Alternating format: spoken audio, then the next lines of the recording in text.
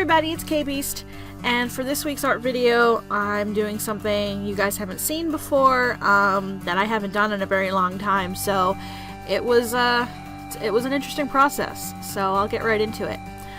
So in my haul last week, I showed you guys these little wooden plaques that I got at Walmart, and I decided to paint on them with acrylic, and I got some acrylic paints as part of my haul, and some other supplies that I wound up using for this, and I thought it would be fun to try it out. I have painted with acrylic in the past before. I did a lot of acrylic work when I was in high school and when I was at college, but I haven't really touched acrylic paints in about 3 years, except for like the tiny little canvas paints I did with my girlfriend Alicia in my collab video that I did back in June. So I haven't done like any serious acrylic painting in a very long time. And it was something that I kind of wanted to get into, and I thought painting in wood would be fun.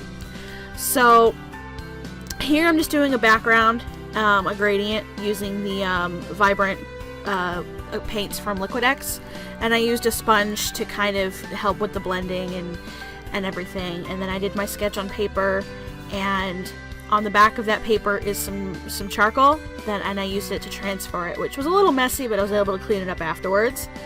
And I painted NINETAILS, because ALOLAN NINETAILS specifically from Sun and Moon, because I've been playing that game a lot lately and it was a lot of fun, and I really like the look of some of the ALOLAN forms of some of the classic Pokemon. So yeah, I was originally planning on doing 2 of these, but one was so difficult that I was like, I'm just gonna do one.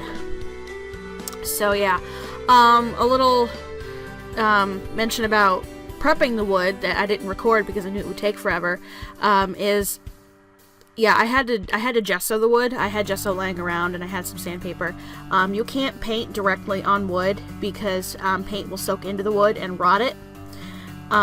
So I knew I would have to gesso it, but I had never actually prepared wood panels before, so I didn't realize it would take me literally 3 days of gessoing and sanding to get all 4 panels, you know, smooth.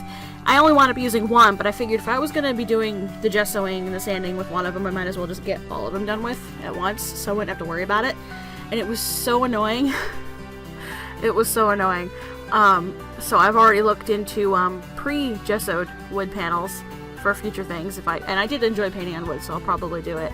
Unfortunately, they only come in rectangular or square blocks. They don't actually come in circles and things, so if I decide I want to do these round ones again, I'm just gonna have to suck it up, I guess. It was a learning experience, to say the least, but I was able to do it, so yeah. This whole thing was a learning experience, really, because I hadn't used acrylic in a long time, and by doing something so intricate and detailed, I probably made it harder on myself. I don't hate how it turned out, but I'm still not 100% pleased with this piece, mostly because in my head it looked better, and also because if I knew that I had painted this in watercolor, it would look so much better, because I'm so much better with watercolor right now. But yeah, I don't know. It's kind of a mixed bag with this one.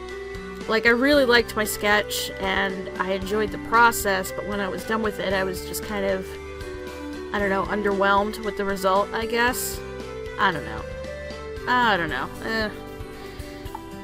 But anyway, so I, after transferring, I just went in with different shades of like a whitish color. I mixed the white with the pink and the blue and did different sections in those colors to help me differentiate different shapes. And then I went in to fix the colors to what they were supposed to be and do shading and stuff. I mostly stuck with the blue, white, and pink palette with this one, for the colors, and I did that with the background too. I did a light blue and a light pink because I was toying with the typing of ALOLAN NINETAILS. It's an ice and fairy type in the game, and the colors for those types are the light blue and the light pink. So if I do more Pokemon things in painting, which I probably will, I'll probably stick with that theme of using the typing colors as like the background colors, because I just thought it would be cool. So yeah, the white that I have here is golden acrylic. It's what I have left over from when I took my media techniques class at Mass Art. We spent half that class working in acrylic paints, which I was already accustomed to, and then the other half of that class we spent in watercolor, which was the first time I had ever touched watercolor. So that class was a lot of fun, and it introduced me to watercolor. That's why I like it so much. But I still had all of my acrylic supplies left over, my brushes, my palette. I have this massive palette that I thought was a little too big for this piece, so I just dug out an old one. I have this medium. It's called a Retarder. It keeps your acrylics from drying as quickly, and it also makes them a little runnier depending on how much you add, and I like to add a lot because it makes the application a little easier for me. I like it when my paints are really smooth, which is probably why I hate oil paint so much. And then I also have this gel medium that I haven't touched that's used to add texture. So if I decide to play with acrylic paints more, I'll probably touch that. I also have a ridiculous amount of canvas laying around in the basement, so, you know, I might have to do something bigger once my studio setup is a little better. So there's a thought. So for the end here, I'm using this paint pen that I got with my haul to do the outlining, and this thing worked so well. It caught on the wood a couple times because even with the 3 days of sanding, I still couldn't get it as smooth as I wanted, and working with it, like doodling with that pen on paper was one thing, but doodling with it on paint was different, so it caught a few times, and the times where it bled a little bit, I just painted over it with white again.